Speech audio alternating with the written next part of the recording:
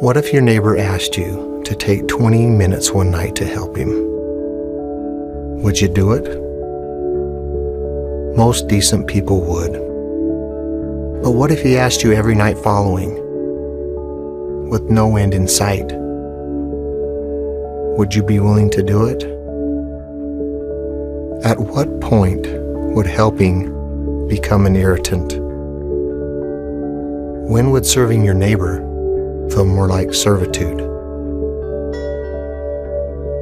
This is a story about Kathy, and it takes place over 3,000 nights, 7 days a week, 365 days a year, and has been going on for over 7 years. And it's changed the life of ordinary folk like me.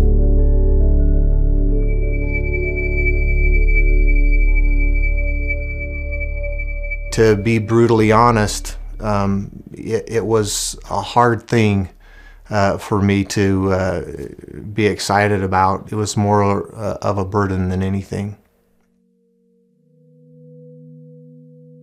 I was in Dr. Nord's office, my neurologist, and he proceeded to tell me I had multiple sclerosis. And I looked at my husband and I said, "Did you just hear what the doctor said? It's documented proof that I am 1 in a million." We'd been married 16 and a half years. I assumed my husband was okay with it. And I think that it may have been too much in his mind, thinking things were going to get worse. It hurt tremendously. Throughout the divorce proceedings, I went from walking with 1 cane to having 2 canes, and then I had to use a wheelchair. Kathy has lived in this home and in this neighborhood for a long time. In order to stay in her home, she had to have help getting in bed at night. She wasn't able to get out of her wheelchair and put herself into bed. Her boys carried the burden prior to us coming in full-time and lifting her into bed, and it just became a lot of work for her boys. They would come in the mornings and help her out of bed. We got together as friends, neighbors, and a church group. We told her that we were here and that we had 40 or 50 men who were willing to come in. Every single night, night after night. Helping Kathy into bed itself, it's a little bit weird. It was awkward. You know, I'm kind of phobia around sick people. At first, I'm kind of like, I think that's why I was so stiff. And when they said, just toss her, I'm like, okay. And of course, we're not supposed to do it that way because she went about, halfway across the room and bounced in her bed. So it's not just throwing somebody in bed and saying, see ya. There's a process to it. 2 guys from the neighborhood arrive at the door. Get her mail, ring the doorbell. She yells to come on in. And she always wants to talk with you. Kathy will talk your ear off. Kathy knows how to talk. You can't have a short conversation with Kathy. You walk down the hall, down to her bedroom. Get the bed ready. Pull off her slippers. You have to choose a side you want to be on. Each of us put a hand behind her back and underneath her legs, and we just lock wrists. And then lift straight up, move forward, and then dance around the chair a little bit. Try to gently set her into bed. And then the fun begins. She's very particular about how she has got to be set up in that bed. And then you have to sit Kathy up, move the pillows 100 different times, lay her back down. When it looks like she couldn't be more uncomfortable, that's when you got the thumbs up and everything was okay. And then the fun part starts of parking the motorized wheelchair. You make sure that she's got her phone. We position her canes so she can use them to reposition herself at night. She'll have her water, some pills. Make sure that the wheelchair's plugged in. Turn off the lights and lock the door. And you're done. We were approached that we would maybe have a 2 or 3 month assignment. I felt sympathetic to the situation, but I felt like, I've got other things I need to deal with. First of all, it's, I don't have the time. And how long can it last? When's the end?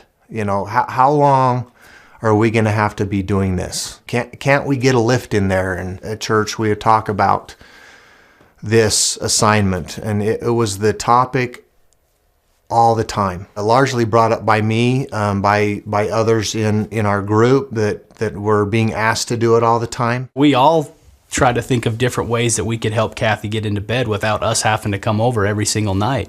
It was a burden, to be honest. In those discussions, one person in particular said, I don't see an end in the foreseeable future. Even if we get her a lift, she can't put herself in the lift. That's not an answer to the problem. He said, if you're not willing to do it, and if there's those who are not willing to do it, I will do it myself every night if I have to. And so really it's at that time when I think I had a change of heart. When I had to take a look at myself,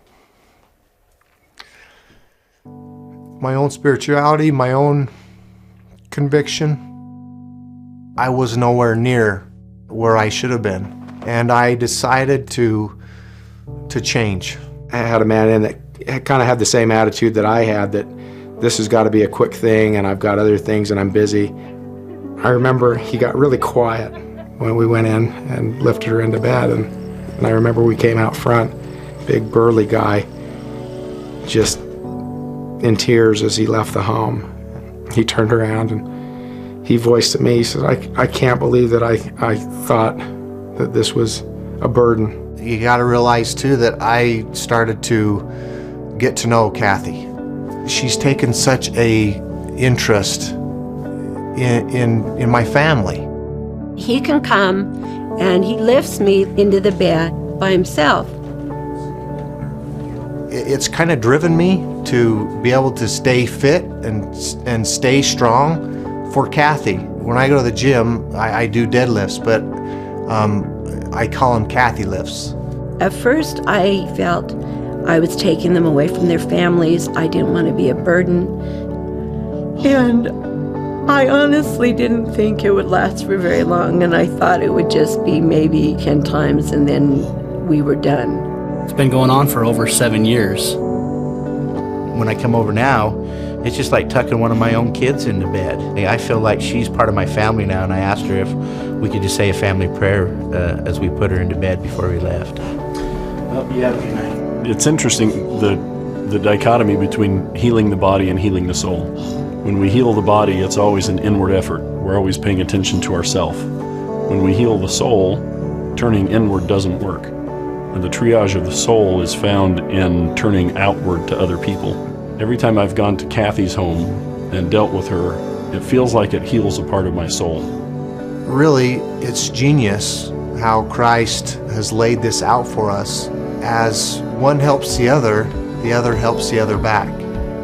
I have seen an even greater compassion. It's let me know that I'm not forgotten, that I'm still valued, not only to God, but I have worth to give other people in different ways. You know, I was in a point where I was at my lowest and just not feeling like I was maybe worth anything, or I was falling short. I needed healing, and that's what service does. It heals us. She's lifted me in so many ways. This was that opportunity to serve one of his children. I never realized what that meant until I had this experience of lifting Kathy.